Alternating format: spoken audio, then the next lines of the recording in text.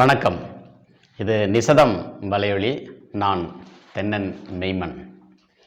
இனிய தமிழ் புத்தாண்டு 24/12/2025 அன்று வளர்பிறை 4ஆம் நாளில் இனிதே பிறக்கிறது.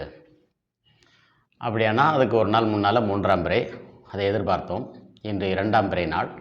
அது உரிய அளவு தான் இருக்குது. எப்படி இருந்தாலும் நாளைக்கு வரக்கூடிய 3ஆம் பிறை நாள் ஆண்டின் கடைசி நாளாக கணக்கிட்டு பிறக்கக்கூடிய வளர்பிறை 4ஆம் நாளை அடுத்த ஆண்டு பிறப்பதாக மரபொழி தமிழ் தேசிய தக்காரபயம் என்ற அமைப்பு 150வது அறிவிப்பாக வெளியிட்டு வருகிறது. இது முழுக்க தமிழ் புத்தாண்டு பற்றிய ஒரு புரிதல் ஏற்படணும், இதில் ஒரு விழிப்புணர்வு ஏற்படணும் என்ற நோக்கத்தை கொண்டு நடத்தப்பட்டது. கலந்தாய்வுகள் எல்லாமே ஆவணமாக இருக்குது. அதையெல்லாம் யாரும் எப்பவும் கேட்டு பெறலாம். இது செய்தி. இப்போ நம்ம தமிழ் புத்தாண்டு அரசியல் அப்படிங்கிற நோக்கத்தில் தான் இதை நம்ம பேசுகிறோம். அரசியல் விழிப்புணர்வு வேணுங்கிறதுக்காக ஒரு 12 நாட்களை ஒரு தொகுப்பு நாட்களாக பயன்படுத்துறது தாங்க நம்முடைய நோக்கம். இந்த முறை பாருங்கள், அது தற்செயலாக நடந்ததுன்னு சொல்ல முடியாது. இதுதான் நுண்ணரசியல். பள்ளிக்கூடங்களுடைய அரையாண்டு விடுமுறை அப்படிங்கிறது 24/12/2025 4/1/2026 வரைக்குமான 12 நாட்கள். இதில் மாற்றமில்லை அப்படின்னு அரசு அறிவிச்சிருக்கிறதாக சமூக ஊடகங்களில் உள்ள செய்தியில் பார்த்தேன். அது உண்மையாக இருக்குமானால் மகிழ்ச்சி. ஏன்னா இதுதான் தை மாதத்தினுடைய பாட்டை நாட்கள் என்று சொல்லக்கூடிய முதல் 12 நாட்கள். இந்த மாதிரியான 12 முறை 12 நாட்கள் 144 நாட்கள் தான் ஒரு ஆண்டினுடைய 12 பாட்டைகளும். அதாவது 100 நாள் வேலை திட்டம் மாதிரி 144 நாள் வேலை திட்டம் வந்து அதை ஒரு மாதத்துக்கு 12 நாள் நீங்கள் கட்டாய வேலையை கொடுத்துட்டிங்கன்னா பல சிக்கல் தீர்ந்துடும். இது இந்த தமிழ் புத்தாண்டு புரிதலோடு சேர்ந்து வருது.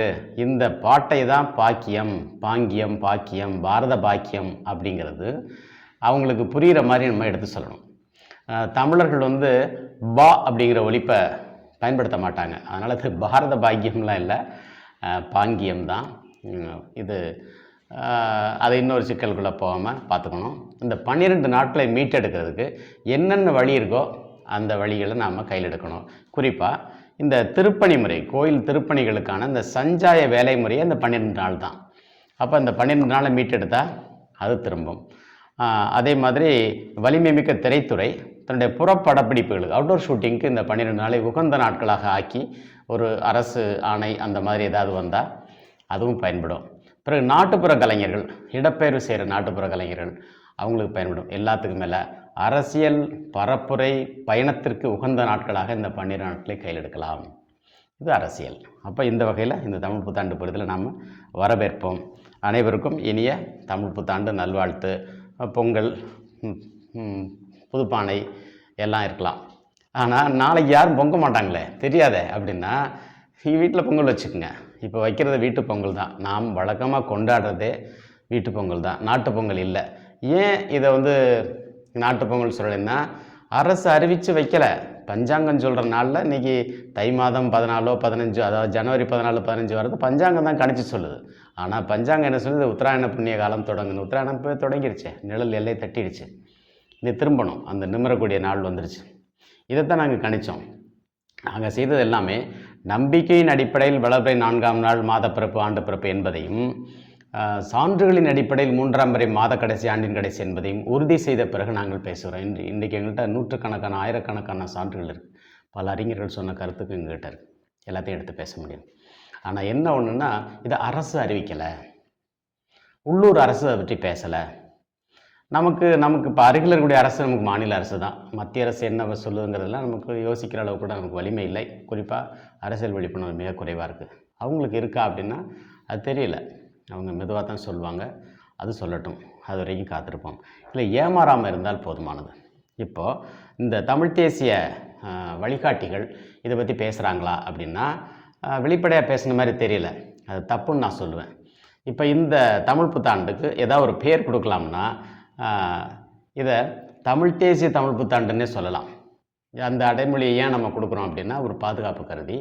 இப்போ இதுக்கு ஏதாவது ஒரு முன்னோடிகள் இருக்காங்களா, அதை யாராவது எதிர்ப்பு தெரிவிப்பாங்களான்னா இதை எதிர்க்கக்கூடிய நிலையில் யாரும் வரமாட்டாங்கன்னு நினைக்கிறேன். அப்படி வந்தால் ஐயா மணியரசன் மட்டும்தான் எதிர்க்கலாம். ஏன்னா அவங்க ஏற்கனவே ஒரு இதழ் நடத்துகிறாங்க. அந்த இதழுக்கான அடைமொழியாக இதை தமிழ் தேசிய தமிழர்கள் நோட்டம்னு வச்சுருக்காங்க பாதுகாப்பாக. அதையும் நாங்கள் எடுத்துக்கிறோம் ஐயா. இதில் மறுப்பு இருந்தால் சொல்லுங்கள், பொதுவெளியிலே சொல்லுங்கள், தனியாக சொல்லணுங்கிறதில்ல, பொதுவெளியிலே சொல்லுங்கள். பொதுவெளியிலே நாங்கள் விளக்கம் கொடுக்குறோம். அப்போ தான் பலருக்கும் அது புரியும்படி இருக்கும். நீங்கள் அடிக்கடி சொல்லுவீங்க எதையும் புரியும்படி சொல்லணும்னு. புரியும்படி சொல்லணும்னா நாங்கள் இந்த தையியம் என்பதைத்தான் தேசியம் என்றே சொல்லுகிறோம். அதில் ஒரு குழப்பம் நீங்குது. என்னென்னா இது தமிழ் தேசியமா தமிழர் தேசியமா என்று உலகளாவி பேசக்கூடியவர்கள் இருக்கிறாங்களே, அவங்களுக்கு நாங்கள் சொல்கிறதெல்லாம் இது தமிழ் தேசியம் தமிழ் தேசியம் தமிழ் தேசியம் தான். நல்லா அழுத்தமாக இத்து போட்டு சொல்லுவோம் தமிழ் தேசியம் தான். தமிழர் தேசியம்னு நாங்கள் வழுக்கிறதுக்கு நாங்கள் அப்படிப்பட்ட தலைமுறையில் இல்லை. அப்படிப்பட்ட தலைமுறைக்கு எதிர்காலம் இல்லைங்கிறது எங்களுக்கு நல்லா தெரியும். அதனால் அழுத்தம் திருத்தமாக இது தமிழ் தேசிய தமிழ் புத்தாண்டு அப்படின்னு அடித்து சொல்லுவோம், நூல் அடித்து சொல்லுவோம், நிழலை அளந்து சொல்லுவோம். அடி என்றால் இங்கே நிழல்.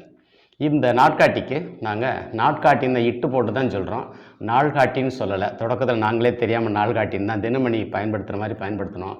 பிறகுதான் தெரிஞ்சு தினமணி திட்டமிட்டது நாள்காட்டின்னு சொல்கிறான்னு சொல்லிட்டு நாங்கள் நாட்காட்டின்னு அதை பயன்படுத்துகிறோம்.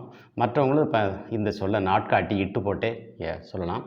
இந்த பெருந்தச்சு நில நாட்காட்டியை யாராவது தொடணுன்னாலே நீங்கள் பெரிய கோயிலில் கவுத்து விட்டு தான் வரணும். முடிஞ்சால் கவுத்து பாருங்கள். ஏன்னா அந்த முயற்சியெல்லாம் முறியடிக்கப்பட்டு விட்டது. ஏன்னா இந்த சான்று அந்த கோயிலில் அசைக்க முடியாத சான்றாக இருக்கிறது. ஆக இந்த அறிவை நாம் புதுப்பித்து கொள்கிறோம், புதுப்பித்து அதிலிருந்து பேசுகிறோம் என்பதை இந்த உலகம் மெல்ல மெல்ல புரிந்து கொண்டால் போதும். நன்றி.